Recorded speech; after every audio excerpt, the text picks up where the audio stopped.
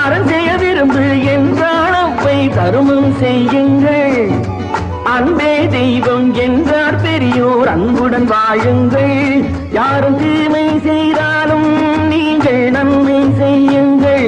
யாரும் பொய்யை சொன்னாலும் நீங்கள் மெய்யை சொல்லுங்கள். நேர்மையாய் வாழ்வதில் தோல்வியே இல்லையே. தங்கங்களே, நாளை தலைவர்களே, நம் தாயும் மொழியும் கண்கள்.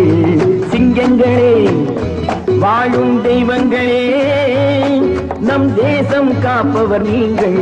நம் தாத்தா காந்தி மாமா நேரு மேரிய செல்வ